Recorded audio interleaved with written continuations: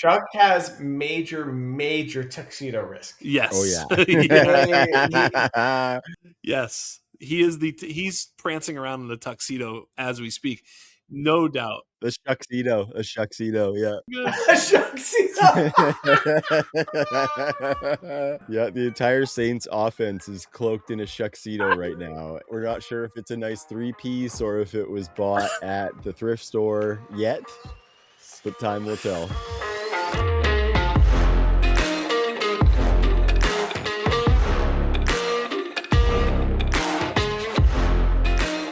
Sights and sounds and edges found.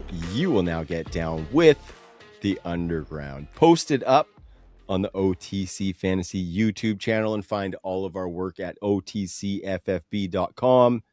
Dynasty Underground is back in the crib. I am Trav. I'm hosting and West Coastin', boys. And since I'm West Coastin', I was thinking earlier, Spice One has a song, gentlemen, called Strap on the Side. And in that song, he says, rolling with my motherfucking strap on the side of me. Can't fuck with the East Bay G's. And sometimes, guys, that's how I feel coming into this show, getting to podcast with absolute weapons such as yourselves. Starting with the Miyagi, always letting the AK spray, Mr. Jax Falcone. How are you tonight, brother? I mean, you wonder why Trav is here. That was epic and beautiful, and I appreciate you. That was, I mean... Just bars. Just bars. Bars and fire. I mean, unspeakable. Unbelievable. Well done, sir. Don't let them tell you I don't bring anything to the table, boys. Yeah, don't let right. them tell you. And fittingly, with our pre-show conversation, the pistol grip pump. Speaking of East Bay G's. Speaking of strap-ons. Yeah.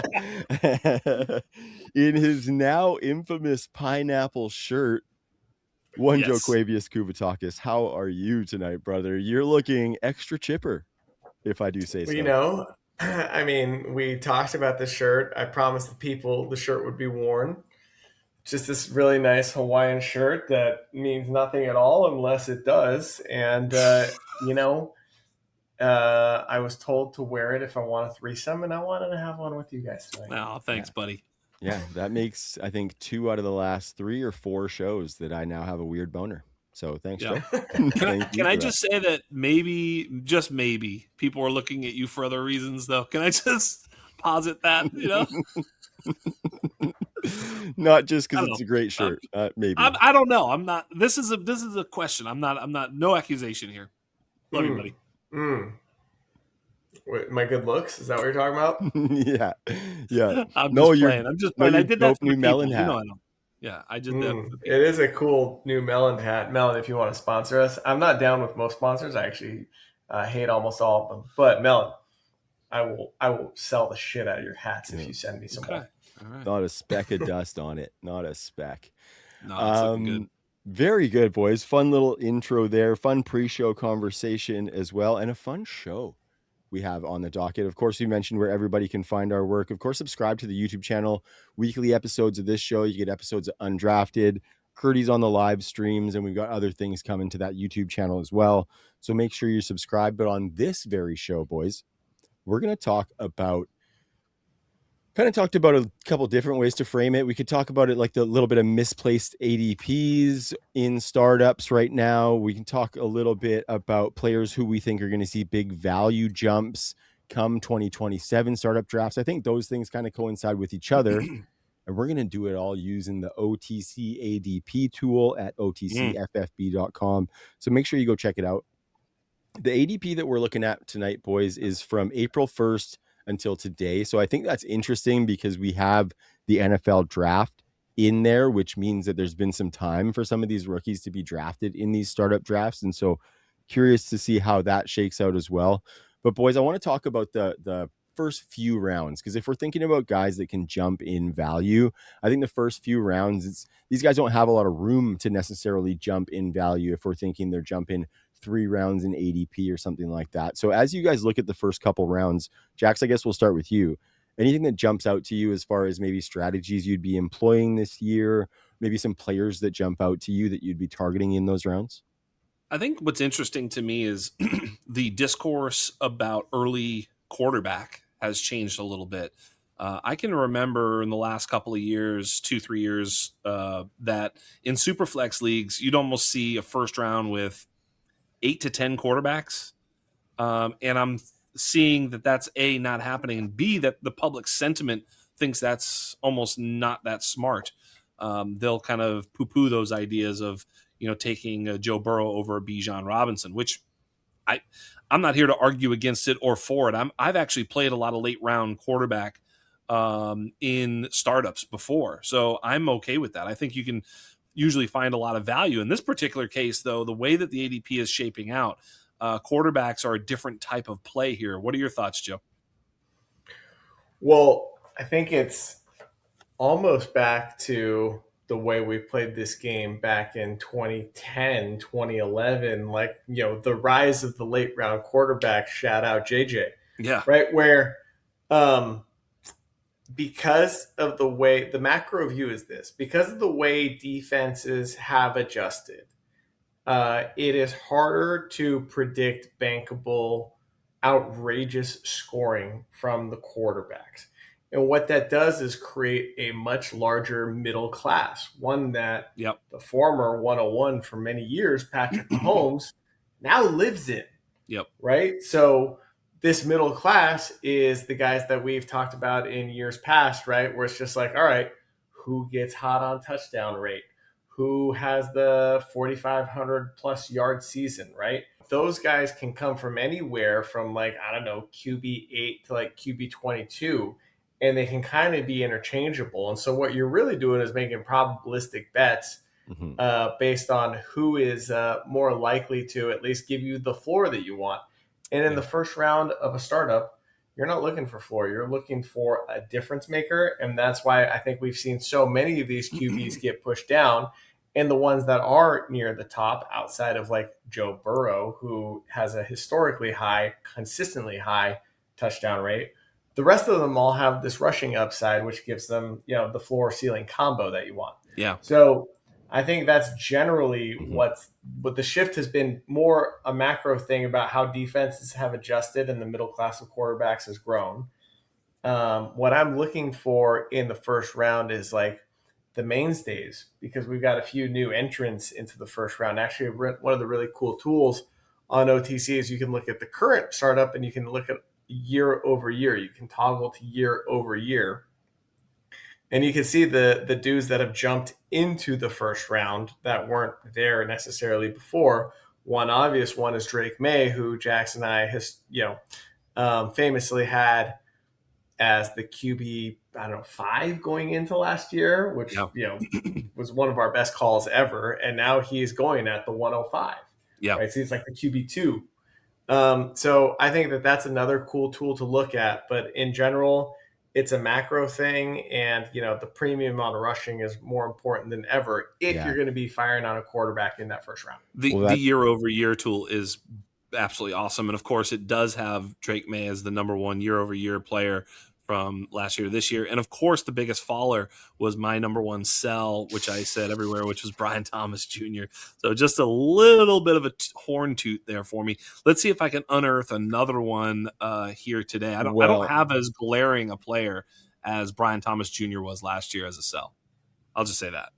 Yeah, and I was just going to piggyback off of what Joe said quickly there, in that, yes, this tool is phenomenal. Look at another call of ours. JSN is number 2 riser. Jackson Dart's the number 3 riser. Harold Fannon's the number 5 riser. Crazy. It's just Loveland. It's beautiful. Yeah, it's holy shit. We're pretty good at this. We're not bad at this, guys. We've not our first rodeo, so that's pretty nice results for the underground. And Joe, what I was going to say is, to your point there, that middle class is a lot more rushing quarterbacks. So I think what we're seeing now is the pool of guys where we can see these breakouts coming is a lot bigger too, for us to be taking those shots on, which creates more misses and more hits.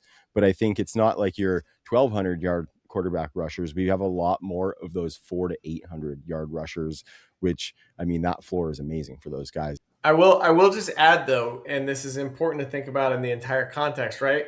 What's also happened with these 2 high shells that have completely changed and dominated the vernacular for the last 3 seasons is that the elite wide receivers have become more important.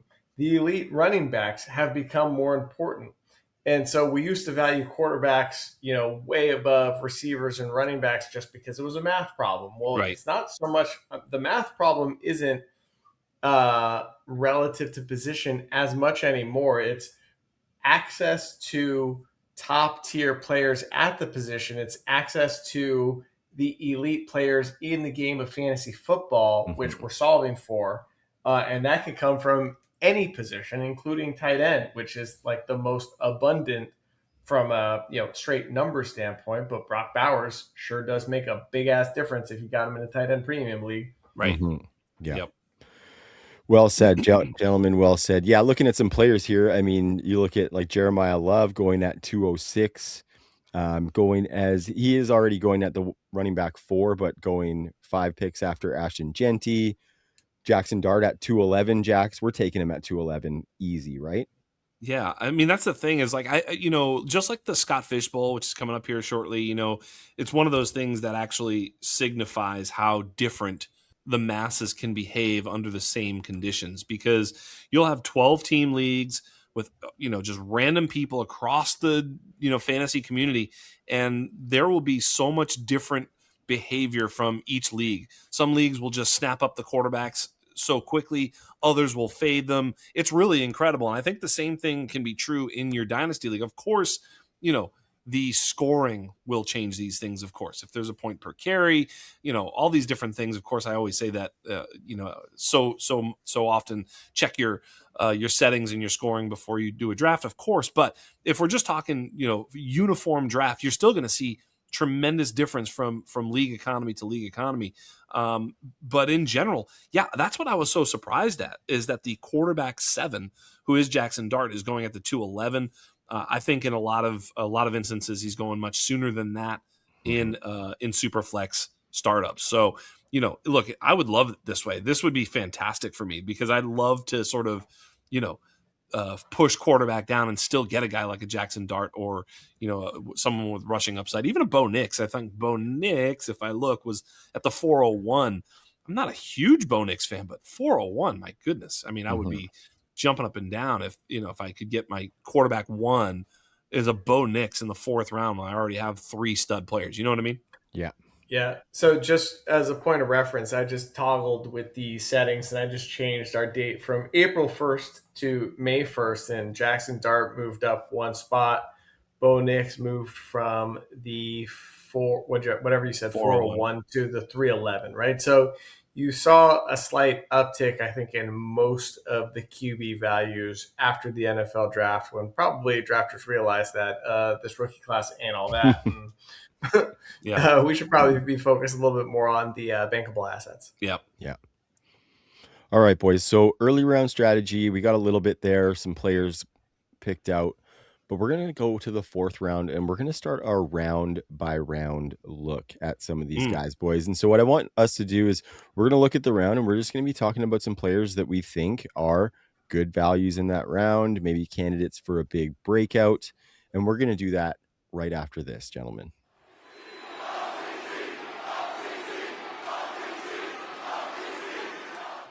We're back on Dynasty Underground, talking about some mispriced Dynasty Startup ADPs, as we will on the Dynasty Underground. How we feeling, boys?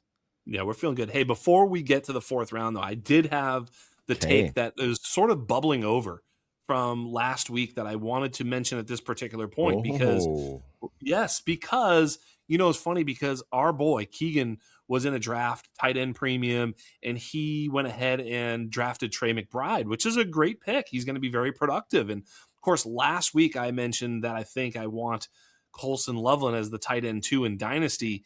And that felt hot. It feels like a hot take. But what was interesting is Keegan went to make that trade because he was like, actually, that sounds pretty smart. Let me go ahead and do that. I'm going to trade my Trey McBride for his, whoever drafted him, Colston Loveland, and just ask for a little bit of profit. And so the guy was like, nah.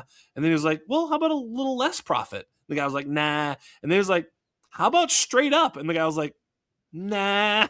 So this actually happened in real time after the show. Keegan was like, tried to pull it off and couldn't do it. So I think the idea there is when you find that you're feeling a certain way, like I do about that position, would be that I'm just going to try and target Colston Loveland. The way that I'm going to try and target Colston Loveland in a startup is Brock Bowers is going to get drafted whenever he gets drafted. And whenever Trey McBride gets drafted, at that very moment, obviously I hope I have a pick right then and there or somewhere thereabouts. But if not, I'm looking to maybe maneuver my way into a position where I can get myself Colston Loveland at that point. I think it's very worth it. It's crazy because Trav probably just smiling ear to ear hearing me say this because this was his guy. But I really do believe that the way that this is all playing out, which of course, hashtag Trav was right, said it would play out just this way, that DJ Moore would be gone. And of course, we'd have a consolidated target share.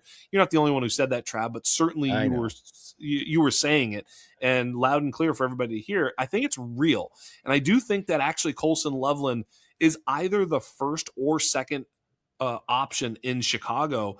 I think it's probably Rome, who's still a little bit on the outside looking in, just not even based on talent, but just based upon the type of routes he runs and the type of way they deploy him. But the way that they deploy Colston Loveland, the way that Ben Johnson's talking about deploying him going forward, is talk about those sweatpants getting a little tight. This is the stuff you want to hear. So I do believe that that's the way I'd play, and I am prioritizing Colston Loveland in the startup right now. Of the three Bears assets, Loveland, Rome, and Burden, Loveland is the safest asset for sure. And a tweet came out today, Joe. I'll get to you in just one sec. I see you're ready to pop off. Ben Johnson on Colston Loveland in an interview. I love what he brings to the table. He's one of the most consistent players I've been around. He's in early. He's always in his playbook. He's always taking notes. That's fucking lunch pail central right there. And the last quote, we're going to take his route tree to the next level. Bingo. That's what I love to hear. Explosion. Joe? I was just going to point out the great irony that for Loveland to fly, Missa Dunze has to take a little bit of a hit at the same time. But to your point, Jax, I mean, perhaps one of the plays is just draft Loveland right after McBride goes off the board. Yeah. The other play is if you're in the McBride spot, try and trade back to a few slots ahead of the Loveland spot. Make sure you got a backup plan. Right. But this is what we're always talking about, right? You want to be trading back. And what I found in the startups that I've done this year is it's hard to get those 27 firsts, right? It is hard to trade back out of the first round. But once the waterfall, starts, right? Once the well or the dam breaks open a little bit, and people start throwing first round, then like the arms race begins and other people start throwing first round too. So it's almost more difficult to get a first round pick trading back from the first round to like the third round this year, I've noticed, than it is from trading back from the second round to the third round after you let somebody else do the hard work for you. So moving back from the McBride spot in the second round to the Loveland spot in, let's just say, to be safe, early third. 305 is his ADP right now. 305 is ADP, but that's, I'm sure, climbing. So let's just say it's like the 301, right? Yeah. But trade back, get a little something for it. And again, this is where the arbitrage takes place, right? Reading tomorrow's newspaper today, knowing where these values are going to be a year from now, moving back to get Loveland at a price that McBride costs for a little bit of profit on top of it. That's how you make a difference on your team for years to come. Yeah, go to the OTC FFB ADP page, and I really believe studying that year over year will tell you a lot about just looking at this, the types of players in each column. You'll learn so much about what you should be doing. Move to where the puck is going, right? Skate to where the puck is going to be, right? Hey, hockey. But that whole idea is, so evident when you see the way that this is happening. I do think Loveland is a very good bet to be that type of player this year, who he could easily be the tight end one in redraft this year in 2026. I really believe it's in play. I mean, Bowers is the odds-on favorite. I would bet Bowers with even money. But if you give me odds, I'm happy to take Loveland. I think he's definitely right there. I just got a third round Bowers in a best ball draft today, Joe. I was stoked about it. Wow. I moved the dates to May 1st, so just within the last month, and he is still the 305 Colston Loveland. So capitalize on that. And this might not be like super valuable for the audio listeners, boys, but one cool thing about the site is that when you're in the ADP tool, you can drop each player down. You can see their ADP over time in a little bit of a chart there. You can see for Colston Loveland, let's just say at the 301, you got a 74% chance of getting Colston Loveland at the 301 in startup drafts right now. So if you're trading back to the 301, you got a pretty good chance. And if you go a little bit higher than that, then it's even better. So just another little advantage you can get there if you're cruising around on the OTC website. One of the coolest tools ever, by the way, is this thing that you just showed. But also, if you look at the Colston Loveland little graph, it's on a huge up. Totally. It's spiking. It's spiking huge right now. So it's like I know that, last week, literally a week ago, it's like I know I don't control ADPs, but certainly trying to see.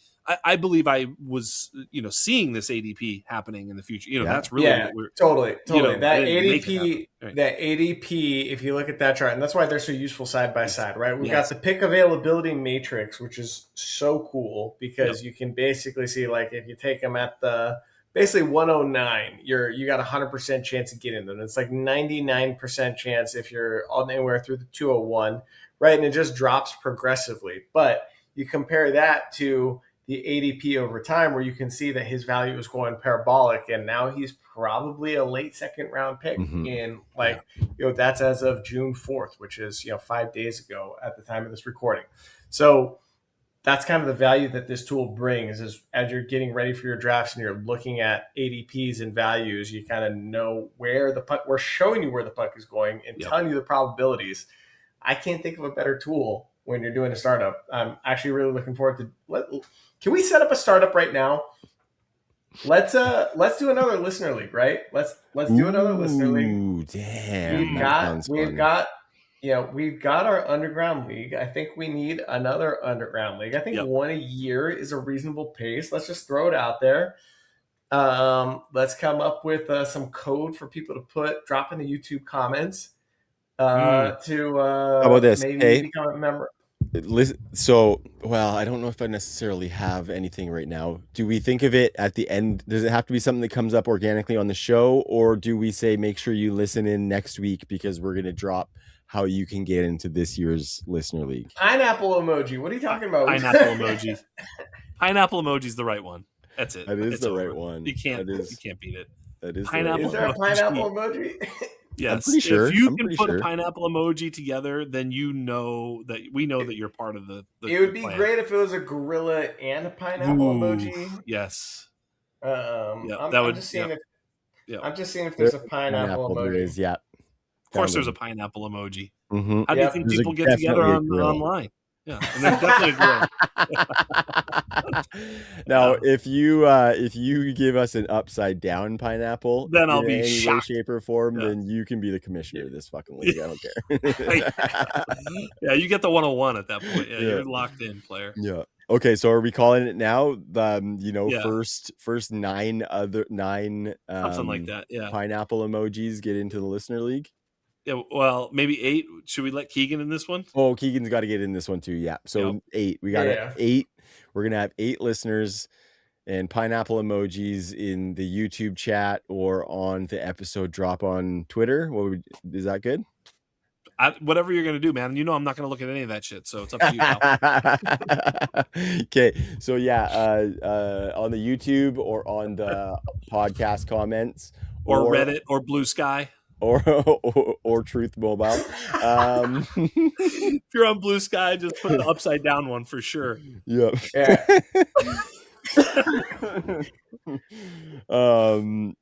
So do that, and when we see them, we got 8 spots in the Dynasty Underground Listener League 2.0. Apparently, Joe, that was not something we talked about, but it's something that's happening. Good. You can't show me these sick tools and make me not want to draft. True. I'm sorry. I'm itching for a startup. I haven't done one since April. I'm going to hate this league. All these guys sniping my ass. Yeah. Wow, they're going to be sniping your ass with those upside down pineapples. That's for sure. It hurt coming out. Not that there's anything wrong with that. But what we're going to do, boys, is we're going to start going round by round, starting with the fourth round, to get these value pockets and tell people who we think the best values are, the players who are going to jump the most. So let's get into it here. The fourth round starts with Bo Nix at 401, like you mentioned before, Jax. You got some Kenneth Walker. We got Travion in here. Rashee still in the fourth round. Joe, why don't you give me your favorite value of the fourth round? I'm going to go ahead and say, I'm just looking to see if he's even in the fourth round. Is Luther Burden in the fourth round? No, you don't get to say him yet. Brother, you're supposed to pull this up in front of you, my man. Get to say him yet. Oh, man. I'm taking Luther Burden in the fourth round. Of course you are. So am I. Talk about where the puck is going. All right. Yes, so this is like easy stuff here, but no, you got to pick someone from the fourth, damn it. Yeah. All right. If we're going fourth round ADPs, I think I would have to go with Ladd McConkey. Mm-hmm. The reason I'm going Ladd is basically because we expect the Chargers to run a bit more 12 personnel with the addition of David Njoku this offseason. The fact that Keenan Allen, as of now, is not a Charger. And I don't think we think a ton about QJ on this here podcast, despite the spike weeks that he provides. And we love Trey Harris here, and we hope that he becomes the consistent, wide receiver too. But looking at that wide receiver room, the dude we think is going to be on the field in any formation that can play inside and outside is Ladd McConkey. You add Mike McDaniel to the mix, an increased play volume, and a dude that can scheme guys open, Ladd McConkey, that can get open against anybody inside or out. He seems like one of the bigger beneficiaries of this regime change, of a healthy offensive line, of an increased play volume, and of the departure from Keenan Allen. We saw that sophomore slump from him as well, which probably scared some people off, that made them think maybe the rookie year was a fugazi, but as you both know, he scored really well in our model. We've never stopped believing in the talent, and the stars are kind of aligning for him right now. So that's the obvious choice for me if we're talking about dudes that we're taking in the fourth. Although, again, I'd probably be taking Ladd at the end of the third. Yeah, I think that's probably about right for Ladd. Go ahead, Jax. Yeah, I was going to say Ladd as well, but I'm up in the air here looking at a bunch of guys. I mean, I'll honorable mention to Rashee Rice, who's falling right now because of off the field stuff. I think once he gets back on the field, he'll see a spike. Rashee, not a bad play. Ladd McConkey, 24 years old. My player in this round is Garrett Wilson, who's 25 years old and has dominated targets since he's been in the NFL. He's been awesome earning targets. He's just been earning targets from really, really terrible quarterbacks by and large. He really has. I mean, what's the best quarterback he's played with to date? Hard to even come up with a name. I honestly challenge you to come up with who you think that might be. Aaron Rodgers for one play. Right. Aaron Rodgers. Yeah, exactly. That's the right answer somehow. My biggest sell on this list, and it's hard to sell any of these players because they're good, it's probably Chase Brown, 26-year-old running back without draft capital, although he's going to be awesome this year. So, in running back world, I suppose you could do a lot worse. But, when he's in a round with Kenneth Walker, 25 years old, Breece Hall, 25 years old, Travion Henderson, 23 years old, I just think all those other running backs have a little bit of a longer runway than Chase Brown does. Even though I absolutely love Chase Brown in redraft and certainly in 2026, I think he'll be just fine. So really no big sells here, but let's definitely buy Garrett Wilson and Ladd McConkey for sure. Yeah, for sure. I was gonna put Travion, maybe not necessarily as a mispriced ADP because I don't think it's necessarily that mispriced, but somebody who could see one of the biggest value spikes coming out of this fourth round group, Travion Henderson. Yep. You see he's going behind Chase Brown, he's going behind Kenneth Walker, he's going behind Christian McCaffrey. I think I take him over all three of those guys. And then Kenneth Walker, I say, like if you're throwing out a sell, I think Kenneth Walker could be a sell just because you're getting pretty peak value on him right now. And the downside by way of him missing time is pretty glaring. So I could see capitalizing on that Kenneth Walker value as well. Yeah. Okay, moving into the fifth round, guys. Okay, Joe, you can hit it. Yeah. You can hit it. Already blew my load. This was crazy. 505. I looked ahead because we were thinking about starting somewhere around the 5th round. I looked, I was like, wait, Luther Burden's in the 5th round? That doesn't even make any sense. I would have drafted him in the 3rd or some shit. So, yeah, go ahead, Joe. I mean, this one's like a layup. Well, I'm pulling up the chart on him right now because, again, this is from April 1st. Yeah. I know that it's climbed since then. If you look at his as of June 4th, ADP, it's, about the 409. Yeah. Right. And it's also going parabolic relative to where it's been, which I guess is pretty consistently in the 5th round. I guess there's some uncertainty in terms of like who's going to be the Bears number 1, how's the target share going to shake out. And then maybe with like the Roma Dunze doom and gloom about his foot, it's risen as time has gone on this offseason. But boy, I fired on him in a couple startups already in the 4th round and was very happy to do so. And yep. We talked about this in startup season last year, right? Where it's like you make a pick and everyone's just like, damn it, that's the guy I wanted. And that's like the sign that you just put him on the block right away. Yeah. Or you just try and trade him right away. That happened with Luther Burden both times, right? Just like, I'm taking him right now. And many people were lamenting the fact that Luther Burden was not available when they thought he'd be. So I think you probably need to be a little ahead of market on this one. Absolutely. That's because he belongs up there, right? Like he straight up does. It was funny because I just obviously was wrong about where the market was on Luther Burden because I went on Heath Cummings' show and he was like, who's your number 1 sell? And I was like, oh yeah, Luther Burden or whatever.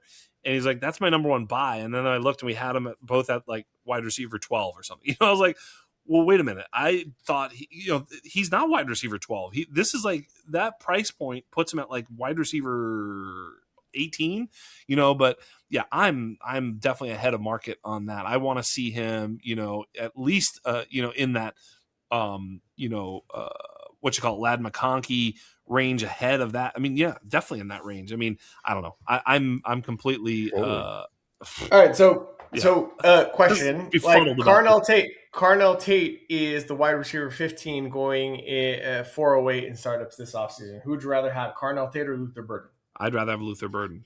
I think it's pretty close for me. It's a pretty close one for me.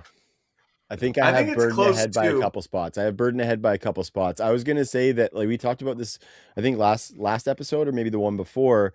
Joe, you mentioned you were super high on Burden, having him in your top 10, which I don't think is egregious by any means. Jackson and I both had him like right in that top 15 area. So I think what we're all saying kind of aligns to an extent, right? What about that? But like for Carnell Tate and Luther Burden, it's the archetype question, right? It's like X receiver versus a, slot flanker hybrid that's going to get the layups, the queen chess piece versus what we think is going to be primarily an X receiver. Like, obviously real life value and fantasy value are different things, but to me, Luther Burden is clearly the better bet in fantasy football in a PPR league. Yeah. What about Nico Collins or Luther Burden? I did this. Luther Burden. Yeah, yes. That's really close too, because you're weighing the next couple of years of, probably 1,200 plus and maybe 10 touchdowns for Nico Collins versus the potential upside of Luther Burden.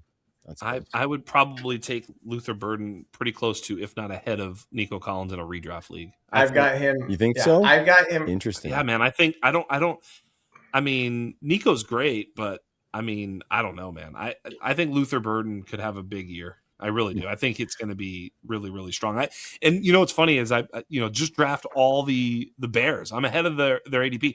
I'm no Bears fan, but I've got like, Caleb as my quarterback 3 in Dynasty. I've got, Loveland as my tight end 2. I think Burden is a top 12 Dynasty asset at the wide receiver position, if not close to. And then even Odunze is worth a bet. I think he sometimes falls sometimes. I mean, here he's also in this 5th round at the 507. I would be okay just sort of drafting all the Bears, at value for sure. I'd take all of them. Well, like in startup ADP, right? George Pickens is sitting here at the wide receiver 10. Yeah. I'd rather have a Emeka Egbuka over George Pickens, who's going right after him. And then right after that is where I've got Luther Burden. Yeah. And I would have Chris Olave, who's the wide receiver 13, ahead of George Pickens as well, because George Pickens, right? What do we know? He's on a franchise tag. He's kind of a wild card. Yep. Yep. Mercurial. That's a great word. Thank That you. is good. Look at that vocab word. And he may not be on the Cowboys in 2027, not to mention, obviously, the age difference between him and these younger dudes that don't have as many question marks. I guess you can raise questions about Olave's long-term viability because of the concussion thing, but boy, they're going to be running a lot of plays in New England, in New Orleans, just like they will be in Dallas. And, one broke out at a younger age, had a better collegiate profile, and, has proven to be a consistent performer. Whereas Pickens kind of caught lightning in a bottle. And I love Pickens. He was one of our bets last year, but boy, I'd have him behind a lot of the dudes that are going after him. Yep. Yeah, interesting to play out. Like we continue to say, the Bears offense is going to be the most interesting to watch in the entire season. Yeah, Rome at 507, I think it's criminal. I would absolutely be taking that. I think AJ Brown, like if you're doing a win now build at the 509, I think you're going to get better than 509 production for the next couple of years from AJ Brown. So depending on what you've done before the 5th round, I don't hate here. I mean, how can we not throw out Tucker Kraft at the 5'11" going as the tight end 6, boys? Yeah. I have him as my tight end 5 behind Tyler Warren. And I think he is being slept on a little bit coming off of the injury. And I think people are going to get a mega value on Tucker Kraft because he is that player of a Tyler Warren, of a like Trey McBride level. I think if he gets the amount of targets and the usage, I don't know if that level, like Trey McBride levels, comes into play for Tucker Kraft in the Green Bay offense, but I think we got a top 5 tight end on our hands for sure. I don't know about you guys, but I got a bunch of sells in this round too. I mean, like a bunch of sells, bunch of players I wouldn't even think about drafting at this ADP. I don't know about 100%. You. Kyron. Yeah. Kyron sticks out like a sore thumb. Saquon, Bucky Irving, Fernando Mendoza, like just all passes for me. I would just not be interested in any of them at this price. Yeah. I think they all have a value, but like when I look down the board a little bit and I see some of the names that are there, I mean, unless it's some kind of weird scoring, again, I'm absolutely fading all those types of players for players further down the board for sure. Okay, so look at this. I want to look at that Mendoza thing because that's interesting. Quarterback 15 at the 506. Sure, he's young. Sure, he's a 101. But the next quarterback after him is Jordan Love at the 510, 4 picks later. And then it goes all the way to the 703 for Jared Goff. So almost 2 more rounds between Fernando Mendoza and then the 2 quarterbacks after him. Then there's a bit of a run of your Bakers, your Wards, your Shough, your CJ Strouds, Darnold, Murray as you get into 8th round. And we're going to get there, obviously, but I think I would rather just wait on that quarterback, kind of like you guys were saying at the top of the show here. Yeah. Speaking of reading tomorrow's newspaper today, right? The guys you just mentioned, that neighborhood is where Mendoza is going to live next year, right? So he's going to... Yeah. Well, unless he's going to fall below the Mendoza line. Right, sure. Right. But the only way he really goes up is if he smashes, which I suppose is possible, but not likely that he smashes. I look at like a Jordan Love, and actually the one you mentioned, who I'm surely going to mention later, is CJ Stroud. Like that's actually who if he's somewhere between Jordan Love and CJ Stroud, that's a huge win. And you have to draft him ahead of either of those guys who already exist. Mm-hmm. That's exactly the problem I ran into where in one of my startups, I drafted CJ Stroud. I got him in like the 8th round, and I was like, this is stupid. Yeah. And it's so funny because that was before the NFL draft. Yeah. So I had drafted the 102 as one of my, I drafted a rookie pick in place of a player at the end of the 3rd round, right? It's just there. I was like, I'm going to take the 102 here. Worst case scenario, it's Mendoza. Right. And then the, 6th, 7th round came around and CJ Stroud's still there. And then I finally just drafted CJ Stroud in the 8th round. I was like, well, why the hell would I want the 102 use this pick on Mendoza? Right. Yes. Now I have to take a wide receiver with this or I need to trade it. Right. Yes. But it gave me the flexibility to push it on quarterback. This is the benefit of doing pre-NFL draft startups. You get flexibility in these rookie picks, but it ended up being not the best value because I ended up taking a wide receiver whose ADP was lower than, the late 3rd round anyway. Yeah. And this is kind of like the thing that pops into my mind was why I was saying every single one of the picks you're going to make in your rookie draft is worth less than it normally is. And so you should be trying to trade it for one of those exact same things in a future draft. And that's the 102 right there. When would the 102 be that sort of blah, right? Like It never happens. Even if we're wrong, there was someone you were at least excited about drafting at that 102, pretty much in every single draft. So yeah, not this year, sir. Of course, we see Quinshawn there at the 502, Tyson at the 512, Jordan Tyson, of course. Speaking of actually getting out of those 1 or 26 firsts, Jacks, I made a trade this week. Just wanted to share with you guys, of course. Felt like you might be a little bit proud. I needed a wide receiver. It's a team where I have a pretty strong young running back group. And I traded my 108 for DJ Moore and the 305. So I got myself a good wide receiver who has a chance at being a strong asset in my win bid, and I got out of that back half of the first round. So I was pretty stoked about that. I just traded for DJ Moore today as well, and Derek Fuchs was not happy about it. He's in the league, and he was like, how do you do this every single fucking time? I traded I received DJ Moore and gave up Patrick Bryant, Isaiah Bond, and a 28 second. Wow. That's cooler than mine. I was very excited about that. I like how you got rid of the roster cloggers in the process. That's yes. Totally. Yeah, the Trojan horse roster cloggers who's like, well, Patrick Bryant could be somebody. Yeah. And you got 2 years to recoup that second, which is no problemo too. That's very nice work. Yeah, I think he's probably worth somewhere around a second, which actually is not a crazy trade. It's not like, oh my God, I ripped him off or whatever. He's worth about a second, but it is a 28 second, not a 27 second. And it's also like that 108 we've sort of said is like worth like maybe an early second. Yeah, 201, exactly. 202. So it's not like they're that far off, but yeah, to be able to get him on the low side of that value is even better. But I do like the bet on DJ Moore if you can get him right now, because I think a lot of people are down on him. I have him in other leagues where I haven't been able to sell him literally for years. I've been trying to like get off DJ Moore. Nobody wants to pay anything for DJ Moore. So, when someone comes a calling for players that you normally can't even get rid of, sometimes you can quote unquote steal them a little bit, and that's what I think what happened here. Totally. Now, I need to give Trav a shout out because in that same league, I was picking at the 111, and once he identified this guy as the mark, I smelled blood. And I traded the 111 Troy Franklin, the 302 and the 402 for Bashal Tootin and the 305. Yeah. So I just moved back in the third. I picked up Tootin for the 111, which I kind of feel like I did pretty good on that one too. But like, God bless Trav for pointing out to me via trade that I need to go focus my attention on this guy. I think that's a great trade, the Bashal Tootin trade. Yeah, another Bashal share. I saw you pimping your Bashal ownership percentages, Joe, and I went and looked at mine too, and I have 36%, so you win. Wow, good for you guys. I'm now over 50%. Well done. Since I tweeted that. Well done. Let's look at this 6th round here, guys. These are the rounds where you can kind of make your money, right? You get these guys who are 6th round picks now who turn into 3rd round picks next year. You're laughing. You are absolutely laughing in your dynasty leagues.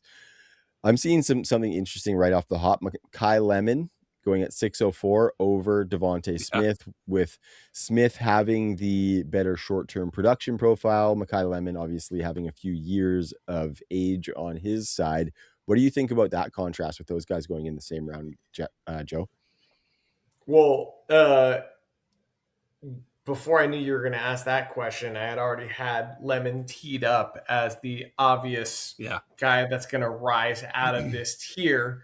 This is, again, based on April 1st to today. And now that A.J. Brown is officially gone, I don't think you can get Makai Lemon in the 6th round anymore. I'm guessing you have to fire on him in the 5th round at the latest. And that's probably about where he's going to live in startups for the rest of the offseason.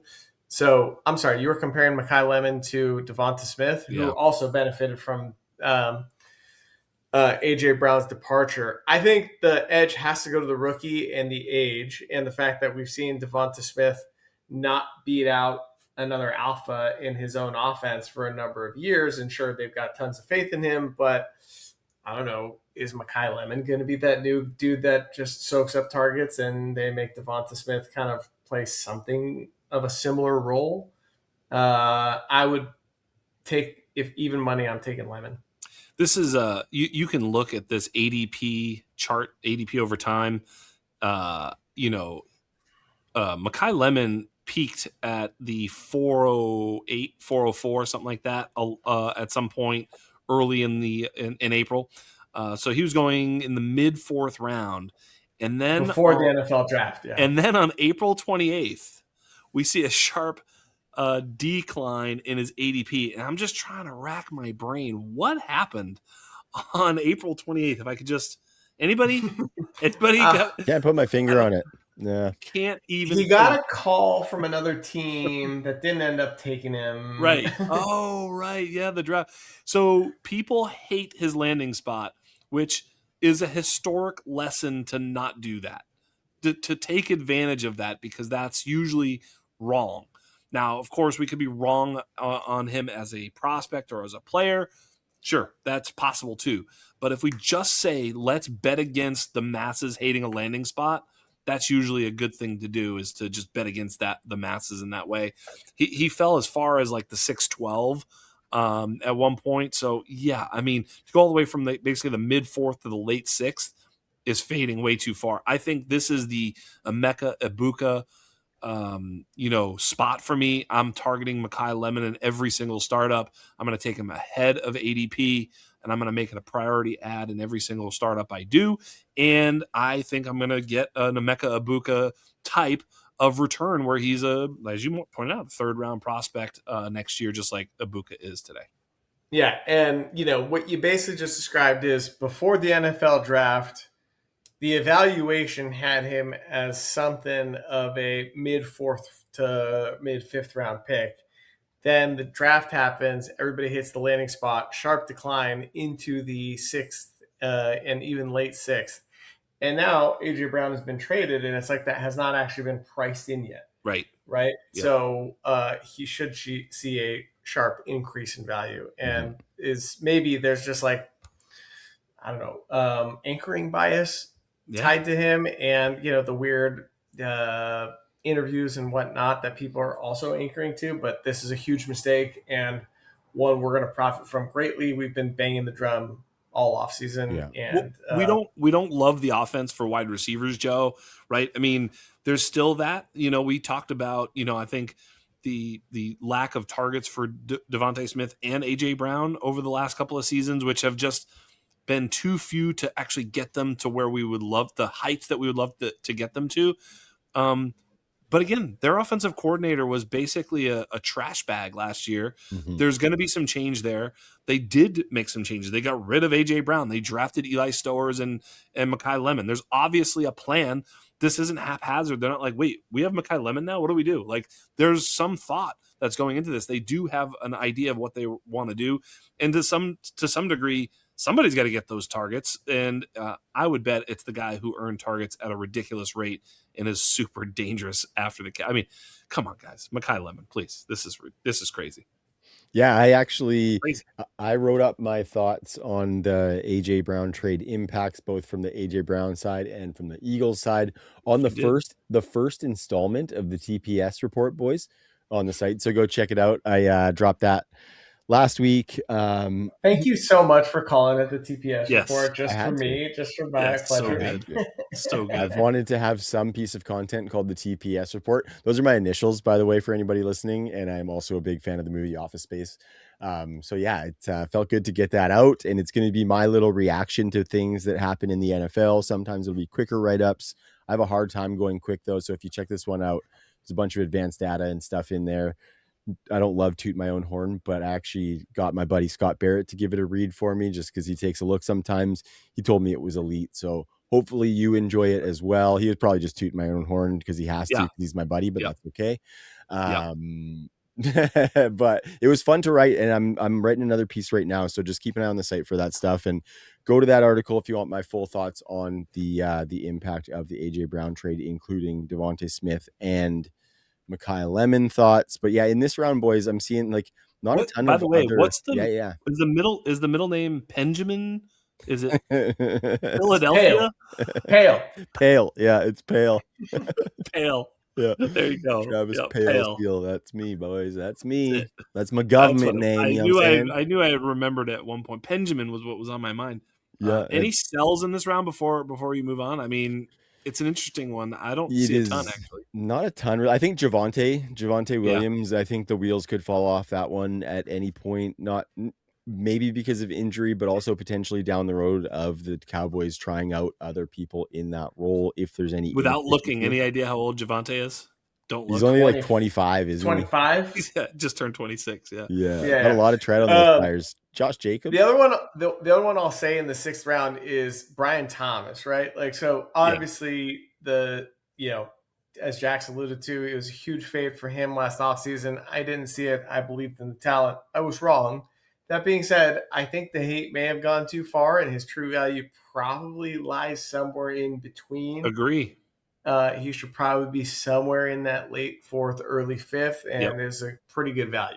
Yep. Yeah. And this is the spot in the draft where this happens to me every year. I'm basically taking elite wide receivers until there aren't any, and then I'll take running backs because that's where we found Javonte Williams last year, right? Like, so you get these guys like that's where Cam Scatabo came from last year, right? Post 5th, 6th round, He's where you can still where there there was right now. where there was no more elite wide receivers left, but there were running backs who could all of a sudden be like kind of awesome. Bashal Tutin further down we're going to talk about, but there's always these running backs with legit upside that are further down the board. I want to tether my team to having 4, 5, 6, depending on how deep the starting rosters are, elite wide receivers that I set and forget. I'm not playing, fantasy whack-a-mole with my wide receivers that I have 12 of, and I'm like, which one should I play? I want to do that with running backs, and I want to play the running back that's got, a start. This George Holani, this starting week 2 or so. I'll put George Holani in the freaking lineup, but I'm never going to do that with, the wide receiver equivalent further down the board. So this is the point where I'm with you. I'm just taking all these wide receivers. I'm looking at even Jamison Williams, who has dunked on me 2 straight years and has had top 15 wide receiver finishes. Yes, sometimes infuriating with goose eggs, but he's finished there. He's going at wide receiver 28. Jaylen Waddle, who we're going to get to, but this is crazy. This is where all this wide receiver value just sort of stacks up, and I'm looking to smash it home.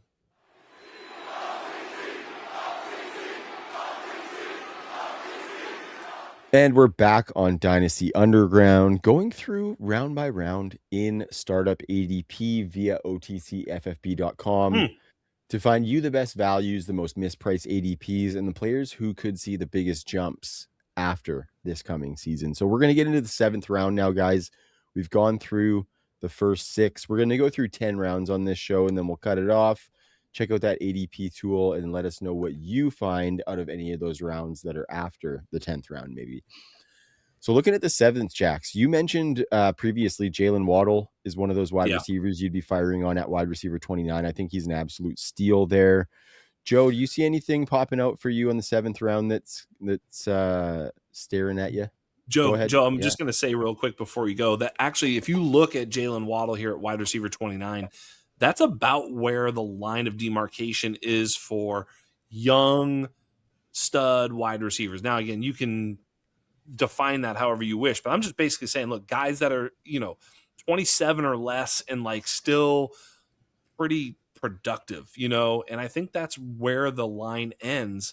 And then you get into the DJ Moores and, players like that, just Alec Pierce, who I'm not sure of, just different types of bets after Jaylen Waddle, who's a clear wide receiver 1 for his own team and still relatively at least young. So anyway, long story short, I just was trying to point out that at that point, once they're all gone, now I'm just looking at all the other positions and just smashing them as I go and maybe picking off some wide receiver value here and there. But now I'm ready to just take value at other positions. That's just my strategy here at this point. So some of these running backs are a little bit dirtier, but I actually like a lot of the running backs here just because they're here and not higher, if that makes sense. Go ahead, Joe. Mm-hmm. Well, I completely agree. This is about the turning point where it's just like best available / kind of combination of age and upside is what you're looking for, or that dirty, cheap, old production. Yeah. But, I mean, I think it would be just so cliche of me to bang the drum for Bashal Tutin one more time. That is my real. Yeah. That is Bang, my bang. real. You're wearing the shirt. Bang it. Yep. That is my real answer here, but Yep. I'm going to spare the people. They know how much I love Visual Tootin. The case keeps getting stronger for him, and I think that's going to continue to be the case. I think he could easily be a, I don't know, 3rd round pick this time next year in startups, right? I think he could be in that echelon. Yeah. With his big playability in that offense at his age. Definitely could be and should be probably in that Chase Brown range at the very least this time next year. I agree. But I think the answer to me is a little unorthodox here, but I'm going to go with Tyler Shough. And, this is one that we were making fun of last year, and we're just loud wrong about. But now we're in year 2. Shough, Kellen Moore offense. They brought in weapons around him by way of my boy, Oscar Delp, and that one wide receiver they took in the top 10 as well. So it just keeps getting better for him. And they brought in ETN also. They still have Kamara. It's like all of the easy buttons are going to be there for him in a fast-paced offense. I don't think Moore is getting fired anytime soon. So assuming he doesn't have a big-time sophomore slump and fall flat on his face, in a high-volume offense, I think he is a player that could be viewed in a much more favorable light a year from now. So I sent out a tweet, Joe, and the thought exercise was very simple. In my mind, I was going through the quarterbacks that are, all the quarterbacks in the NFL and saying, okay, of the ones that are starting right now, or, even Mendoza, who may not be starting, but he's, one of the top 20, 30, quarterbacks in Dynasty, of course. Of those guys, how many of these guys are sure to be starting week 1, 2027, right? So fast forward a year from now, and they're the starting quarterback for their team in 2027, that really almost nothing conceivably could happen to them in the 2026 season that would separate them from their job. Tyler Shough is not one of those players. No. Shough has major tuxedo risk. Yes. Oh yeah. he is the quarterback. He is the quarterback tuxedo risk of the 2026 season. We're just like, oh yeah, fast-paced offense, 2 young wide receivers, a couple good tight ends, good running game. What could go wrong? Yeah. And if he falls flat on his face, it's like, this guy was a second-round pick that we hated as a prospect. Obviously, this wasn't going to work. Yes. He's prancing around in the tuxedo as we speak. Oh my god, that needs to be the thumbnail for this episode. It's got to be Shough in a tuxedo with his helmet on. A Shoughxedo, so good. The entire Saints offense for the win. The entire Saints offense is cloaked in a Shoughxedo right now, and that's the episode title. Shoughxedo risk. We're not sure if it's a nice 3-piece or if it was bought at the thrift store yet, but time will tell. Holy shit, Shoughxedo is hilarious. Yeah, I thought that was a good one. Wow, that is so good. I'm here all week. Yep. Trav, that was money.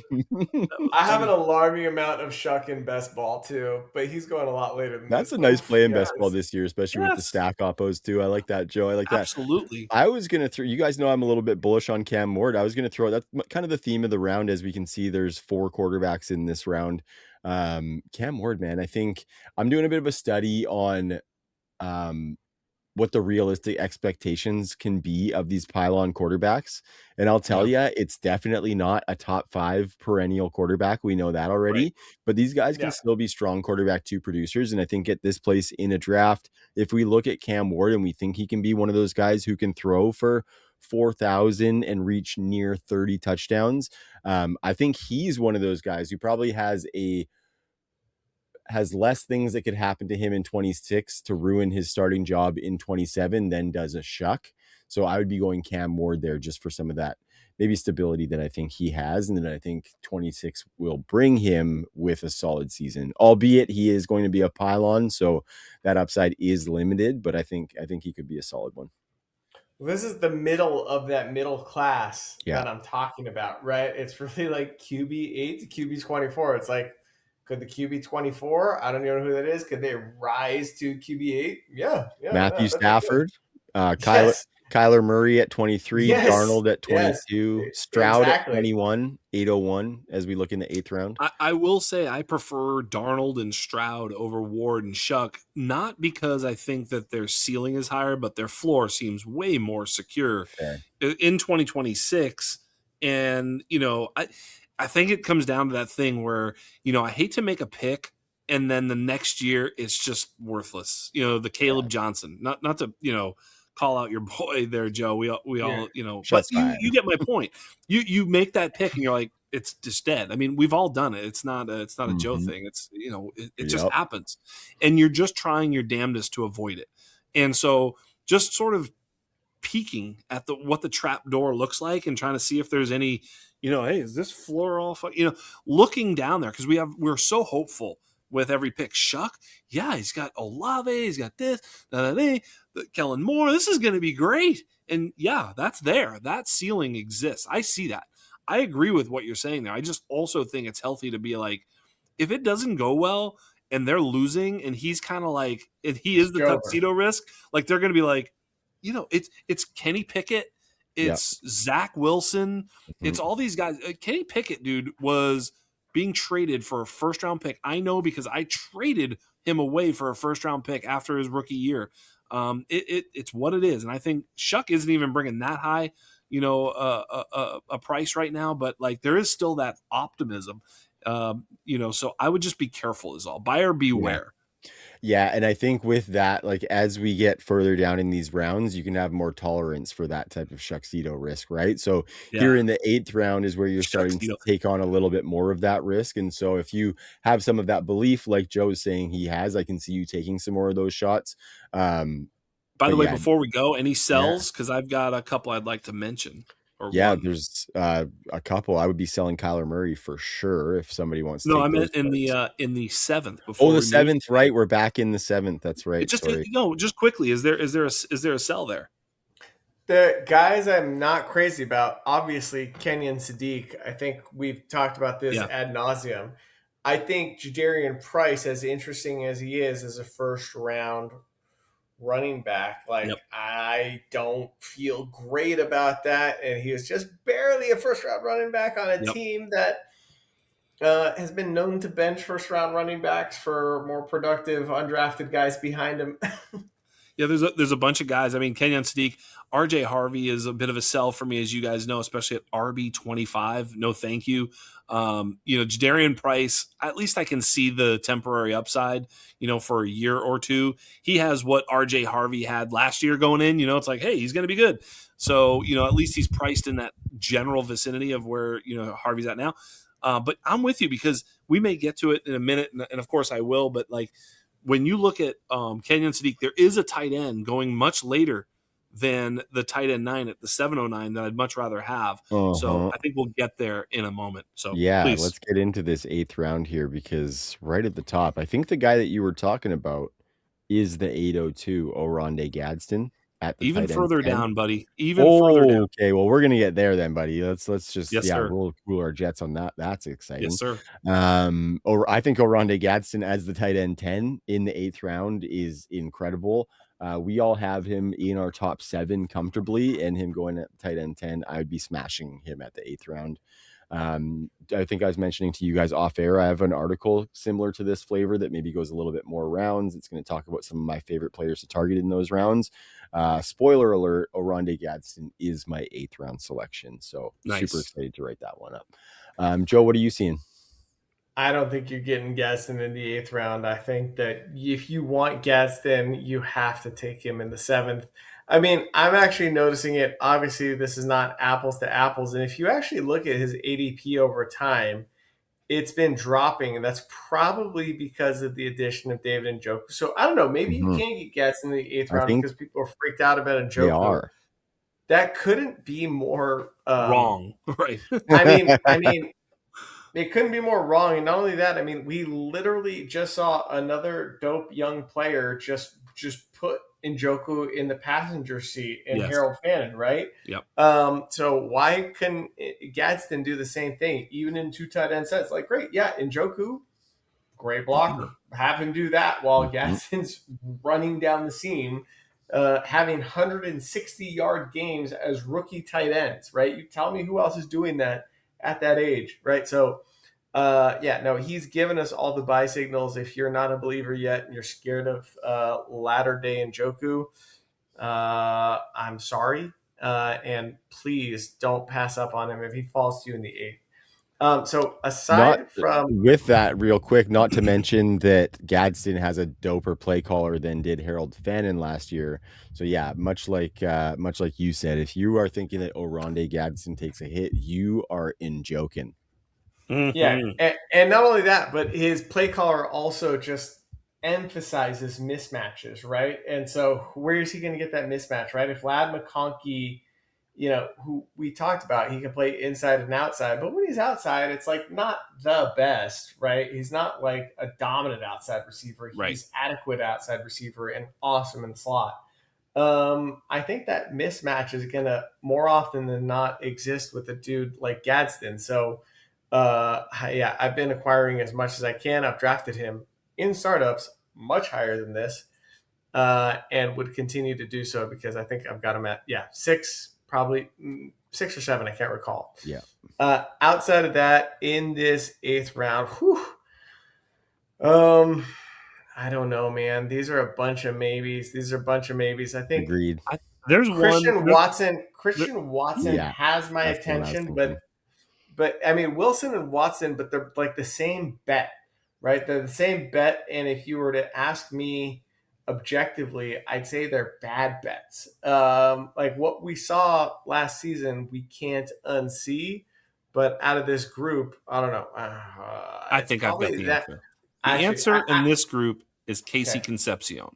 Ooh. He's the one, absolutely, because he's the one that, like, if you're here with Oronde Gadsden, by the way, I think CJ Stroud also is someone I'd be happy to catch the falling knife with. Same thing with Sam Darnold. These are the types of quarterbacks I'm like, sweet, I got Sam Darnold out here, like, this is great.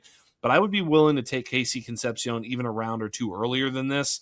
I do think he's in and among those other wide receivers that I mentioned, young, stud. Again, is he a stud? Of course we don't know. But he is a first-round wide receiver, drafted as the wide receiver 1 on his team, albeit a team with a lot of question marks. There is no doubt about that. But someone's going to get the targets, and it sounds like it's going to be Casey Concepcion that's in that sort of alpha queen chess piece chair. And he's got all the requisite skills and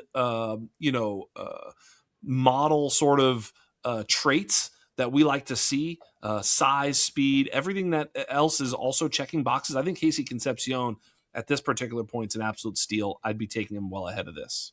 Mm-hmm. I want to go back to, I like that take. I think Casey Concepcion is probably a 6th-round pick next year because I think he is going to become that wide receiver 1 in Cleveland. I want to go back to Christian Watson because I think he is the guy that is glaring here out of these wide receiver groups who I think has massive upside. He was so good when he came back last year. I think the only risk is that he gets injured. And this is in the 8th round. This is where I'm going to have a little bit more tolerance for that kind of risk if I'm in the need for a wide receiver. So if I drafted, like you mentioned, Jackson, I'm got 4 or 5 wide receivers right now. Maybe I'm not doing this, but if we look at Christian Watson, that team is begging for an alpha. Matthew Golden is not it. I put out a tweet earlier this week. His current ADP right now in startups is right around wide receiver 34 here in the back of the 8th. In the last 10 weeks of last season, he was 14th in receiving yards among wide receivers, 8th in yards per route run, 5th in touchdowns, 3rd in deep targets. We know that chicks dig the long ball. And then he was 5th in fantasy points per route run with 0.58. So those are top 10 wide receiver numbers that he was putting up over the back half of the season. So if he's healthy, I think he has that type of upside in 2026.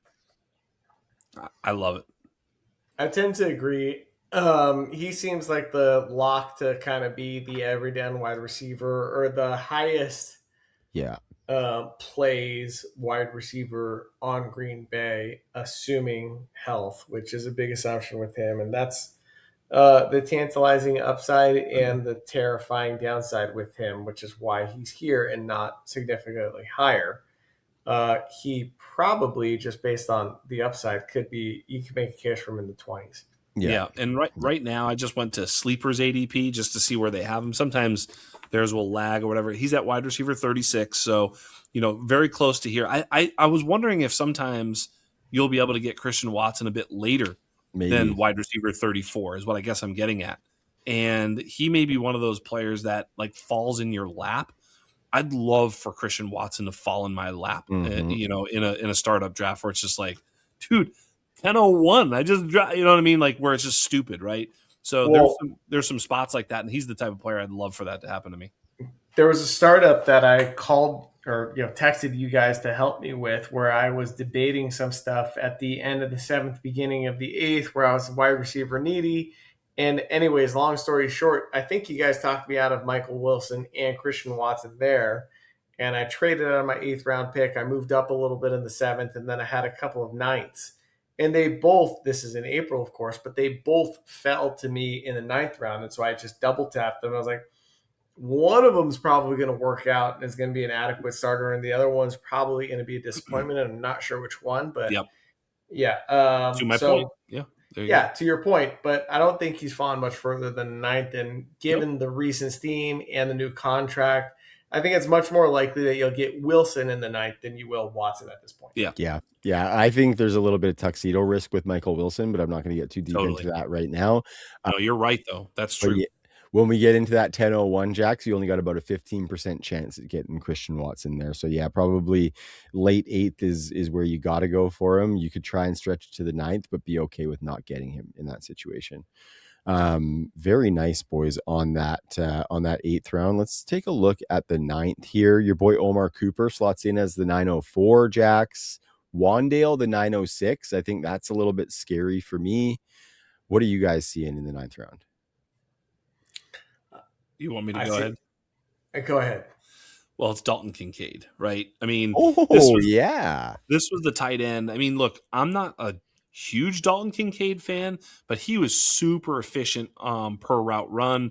If he can just find his way onto the field a bit more, he was a trusted target for Josh Allen. I think he hasn't put up the raw numbers that we're necessarily seeking because of the limited playing time. There's been some injury. There's been some behind Dawson Knox stuff. There's just some stuff. I just wonder if they can find a way to get him on. He doesn't even have to be 100% snap share player. He just needs to be, 70-ish, right? Just kind of enough to have some viability. So I think Dalton Kincaid, especially at the tight end position where we're talking, he's the tight end 12.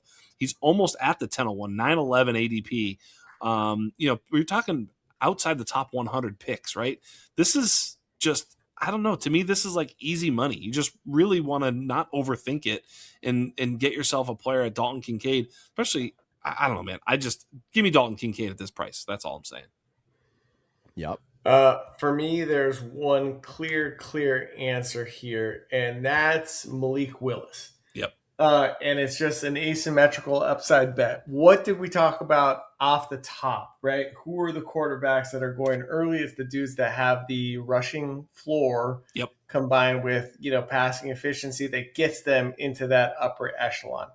Here's your chance, albeit a low probability one, that Malik Willis is the answer in Miami. That Malik Willis actually is the dude we want him to be. Hope he is what he was kind of hyped up as during the pre-draft process in his leading up to his rookie year.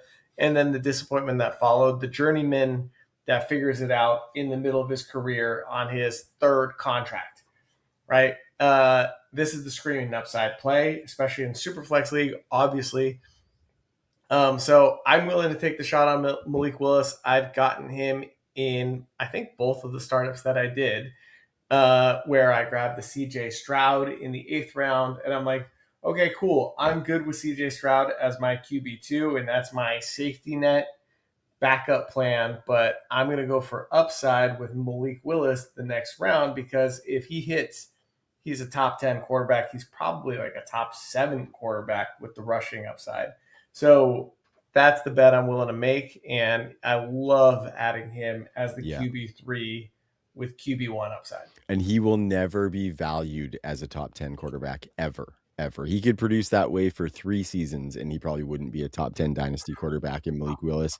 And we're talking about that quarterback upside. Obviously, you need some rushing. I think in a super flex league, one of those quarterbacks for me has to be somebody who brings some rushing.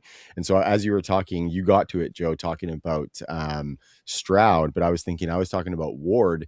If you waited on quarterbacks and you tap a Ward in the 7th and you come back and you get yourself a little bit of Malik Willis in the 9th, I think that's a decent little pairing like you were mentioning. So, yeah.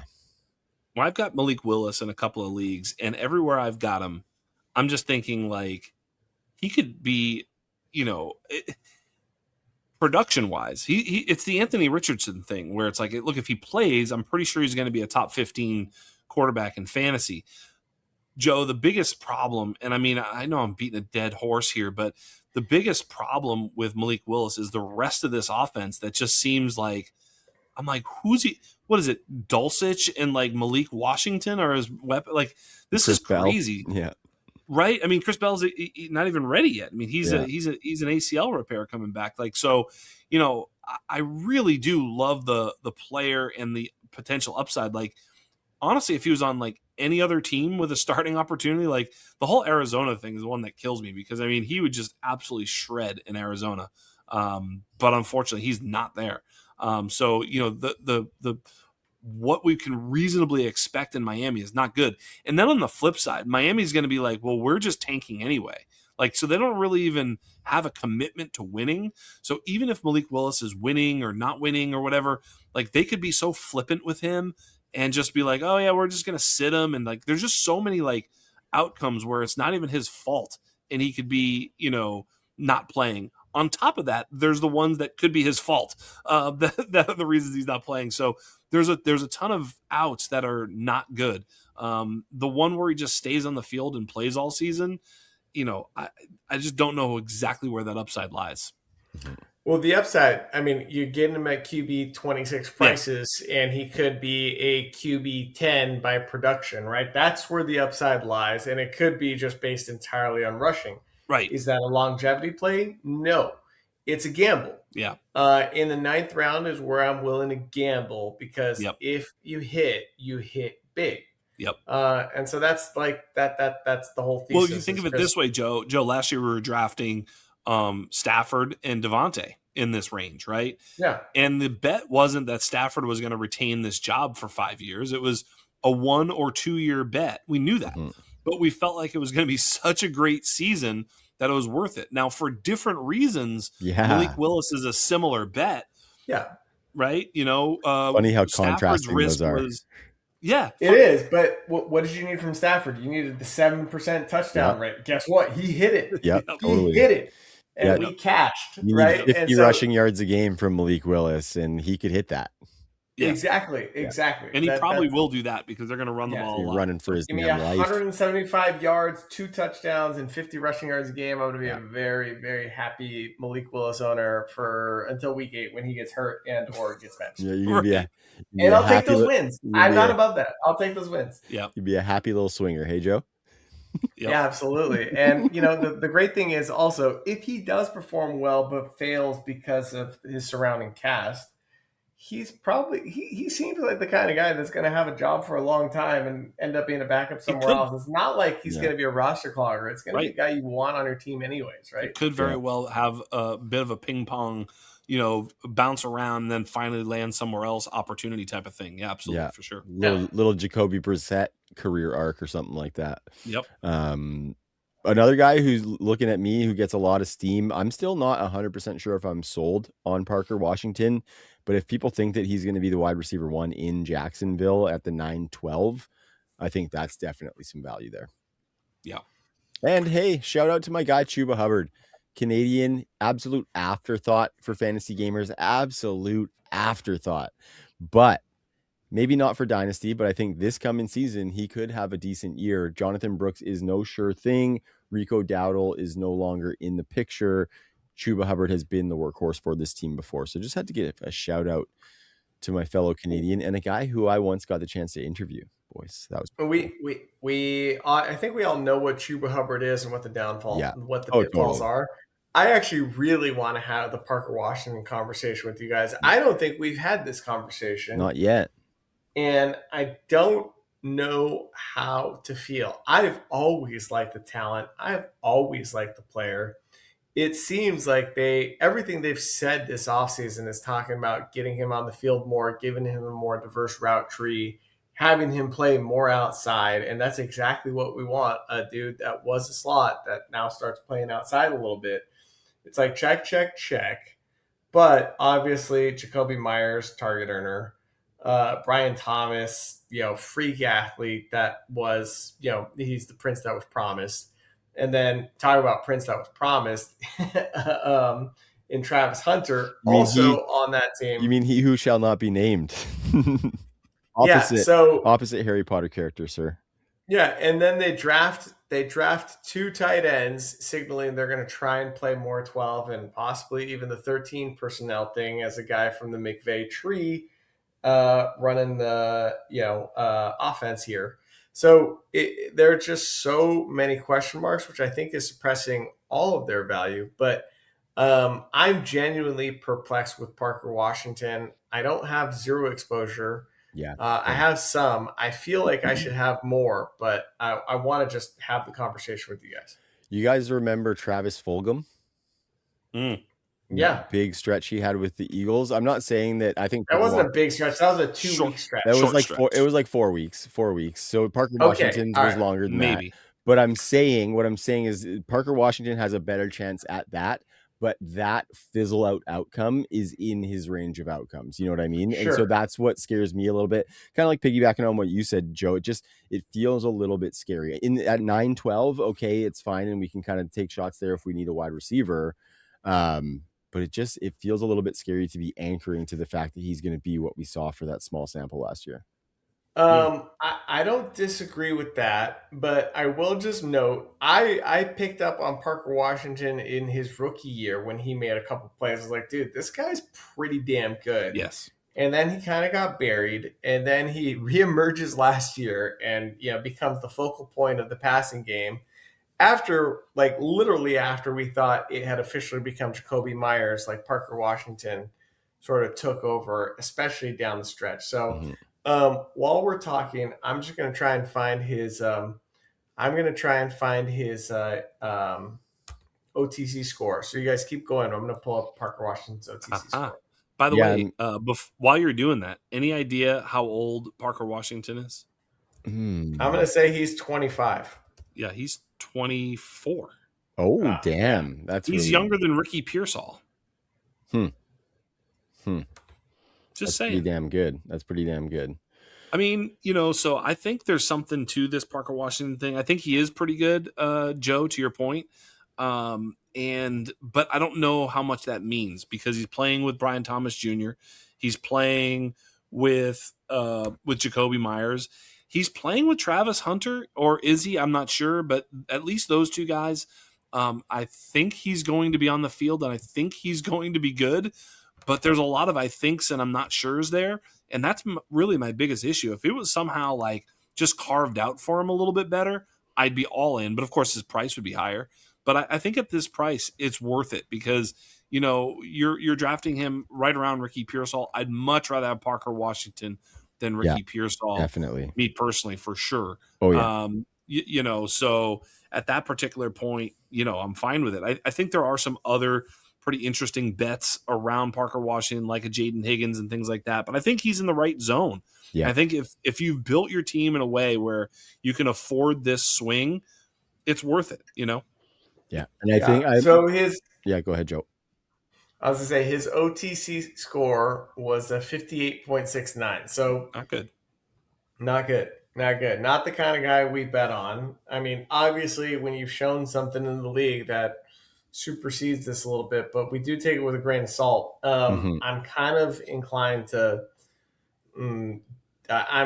It pushes me more towards doubt on a guy I'm on the fence about. I agree. Right? He's not even in the maybe zone. He's in the this is a bad bet zone. Yeah, Right. and that sample I'm talking about is from week 9 on last season. He was the wide receiver 17 in points per game with 14.2. He would be the wide receiver 18, boys, but I excluded one player who only had one game played. This one player was the wide receiver 2 in points per game between weeks 9 through 18. Only one game played, but that player was Torrey Horton. I just felt like we had to, pump our guy a little bit. Might be the last chance we ever get to fucking pump him, if I'm being completely honest. So Torrey Horton was the wide receiver 2 in points per game from week 9 on last year, folks. Yes. Yeah, that's good Parker Washington. Oh, what a week it was. Yeah.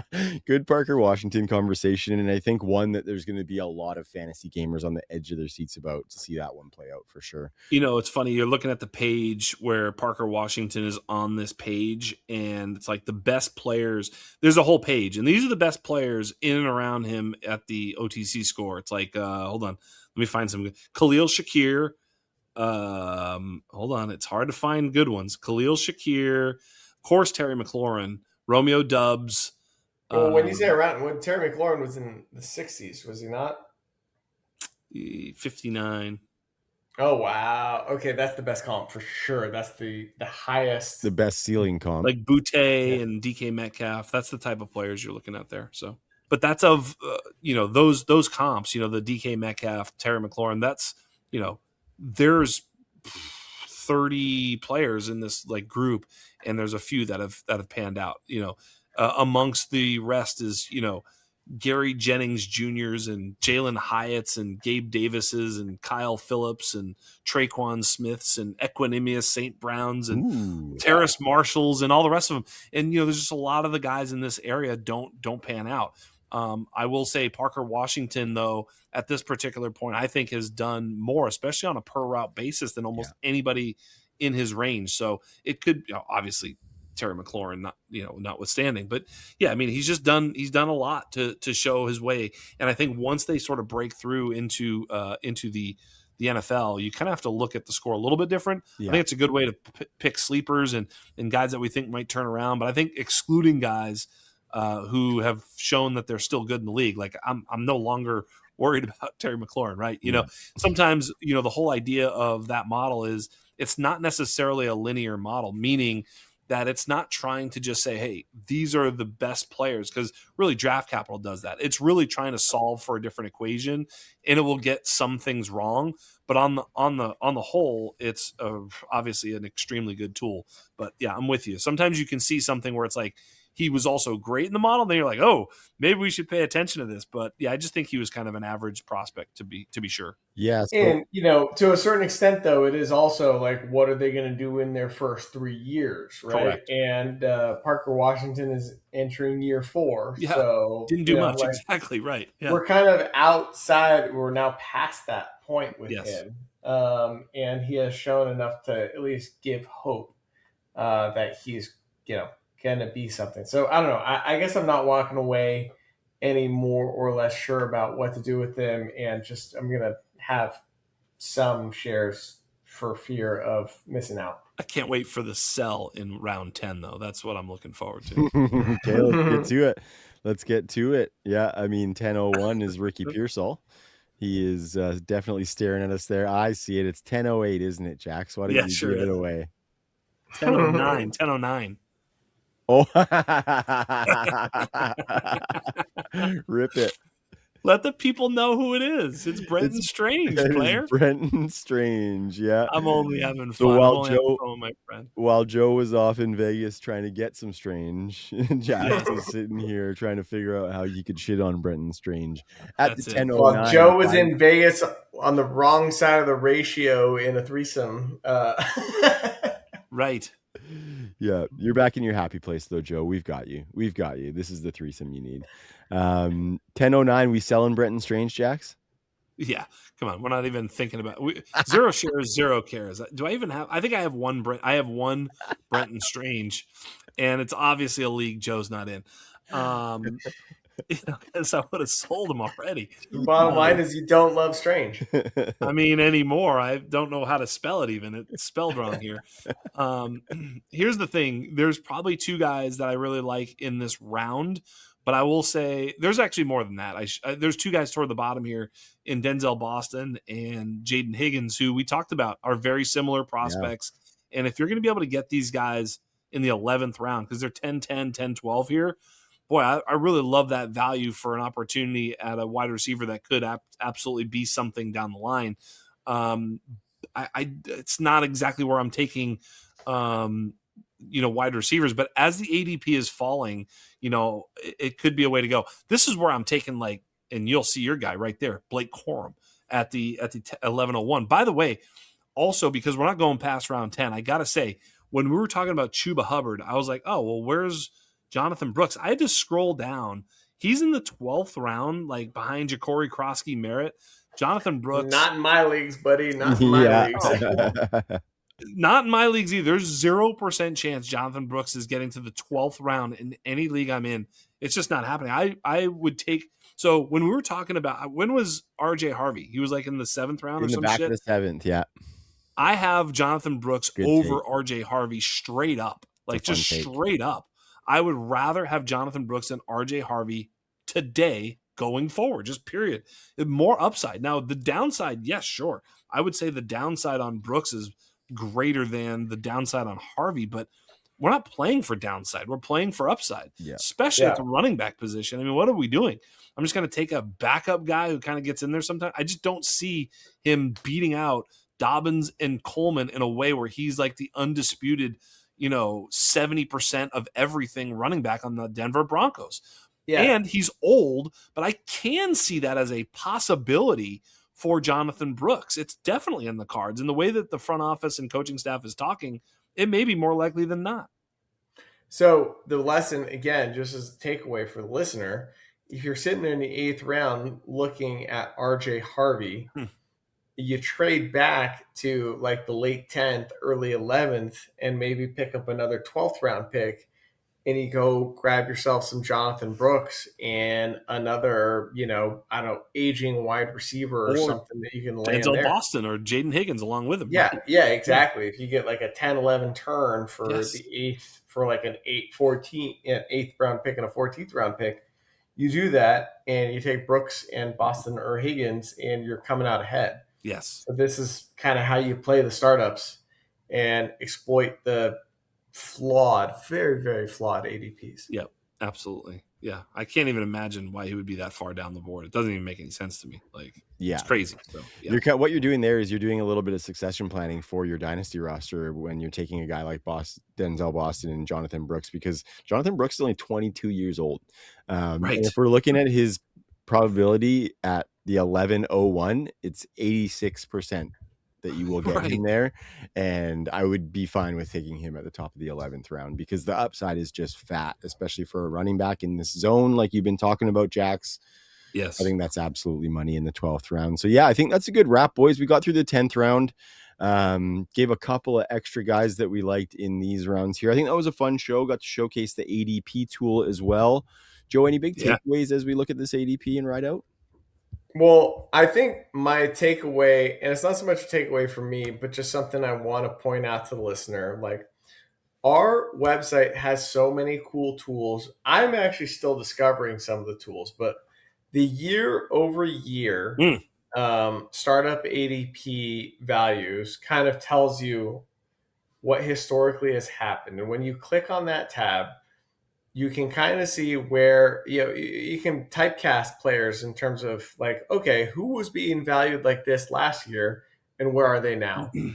Who is being typecast like this year and where do I think they're going to be a year from now? And that in and of itself can kind of lead you to steer clear of certain prototypes. Exactly.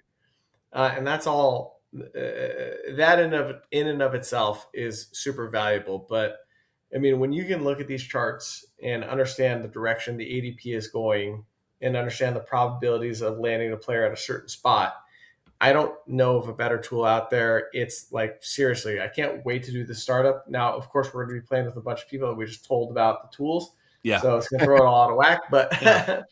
but I don't know. I can't. I feel like I've just been selling this thing for so long. You know what's I don't have anything cool? left You know to what's say. cool, Joe? Joe, you can actually go from like 21 to 22, 22 to 23, but anywhere from 2021 to 2026, you can see how players have year over year fallen. So even you could do between 2021 and 2026, although I think there's less to learn about that, but you could still see who the biggest riser or faller was from that day to today, which is kind of fun. So you could even take a 2-year chunk, 2023 to 2025 or whatever the case, to try and use it as a little bit of a research tool or just fun as hell to play with. So Totally. Yeah, the year over year is the most telling, I think, to me, because you'll see these 30-year-olds where something happens to them and all of a sudden their value falls off a cliff. Yeah. So you have to understand the game that you're playing there. Yep. Well, and I think of, I'm kind of deep into like data studies right now with writing some articles and things like that. I think of taking a look, say you want to take a position group, right? Okay, what was the movement for quarterbacks from 21 to 22, from 22 to 23, from 23 to 24? How did the running backs get impacted in that time, and the wide receivers? And now what we're going to be seeing over the next couple of years is the tight ends with the heavier sets. And we've been talking about the fact that the tight end 2 on an NFL team is going to start to be a little bit more valuable over the next few years than maybe the wide receiver 3 is going to be. So I think there's just so many things that you can do with it. I think we've just scratched the surface on this show. And like Joe said, there's still times where we're finding out new things that Keegan's got in there that we didn't even know. So shout out to Keeg for all the great work. Shout out to all of the supporters who have signed up, the users, whether you're on a free or a paid account. We appreciate that you're checking our stuff out, and we really just want you getting in there, letting us know what's good about it, letting us know what could be sicker for you, because we want to be responsive and make this a tool for the people. So true that. Jax, any parting shots before I ride this bad boy out? You said it. I mean, I think it's important to let the listeners and the users know that we are all ears and that we are constantly. I mean, honestly, our little group chat is like, how can we make this thing better? Yeah. Not how can we exploit anything. It's like literally, how can we make this thing cooler? Because we love it so much. So it's a tool that we just love making as awesome as possible. And I will say, without saying too much, that there may be some exciting things to come in the future. We are working as hard as we can to do all the things that we wish we could do. Some of those things are not at our behest. We do have to get some help along the way, and we're asking for that help, and we're making it happen. So there's some cool things coming. That's all I'm going to say. Yeah. Giddy up for OTC. Giddy up. So that's another episode in the books for Dynasty Underground. For Jax Falcone, for Joe Quavius Kuvatakis in the upside down pineapple shirt, I am Trav. We'll see you next week. Peace.